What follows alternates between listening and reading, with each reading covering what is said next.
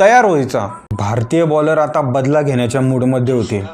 बदला होता 2003 world cup फायनलचा आणि यात अग्रेसर होता तो म्हणजे झहीर खान आणि झहीरनेच कॅमरून व्हाईटला देखील कॉट अँड बोल्ड केले व ऑस्ट्रेलियाला चौथा झटका दिला। पॉन्टिंग आपला सर्व अनुभव पणाला लावत होता, परंतु त्याला दुसऱ्या साईडनी साथ मिळत नसल्याने तो एकटा काही करू शकत नव्हता आणि याच दबावात पॉन्टिंगने रिव्हर्स स्वीप खेळला व पॉइंटकडे पॉन्टिंग आऊट झाला अश्विन मार्फत व पॉन्टिंग शेवटची आपली वर्ल्ड कपची मॅच खेळत टीमला चांगल्या स्कोअरपर्यंत नेत माघारी जात होता।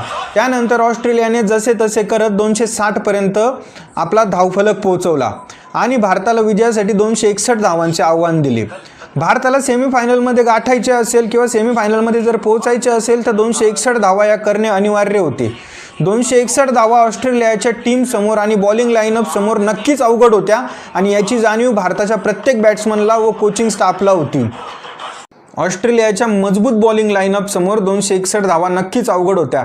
त्याच ऑस्ट्रेलियाचा तो लढवय्या बाणा आणि स्लेजिंग या सर्व गोष्टी भारतीय रन चेसमध्ये इन्क्लूड होणार होत्या आणि ऑस्ट्रेलिया त्यांच्या स्लेजिंगमुळे व लढवय्या बाणामुळे 20 रन ऑलरेडी म्हणजे प्लसमध्येच चाललेल्या होत्या असे कॉमेंट्रेटर्सचे म्हणणं होते।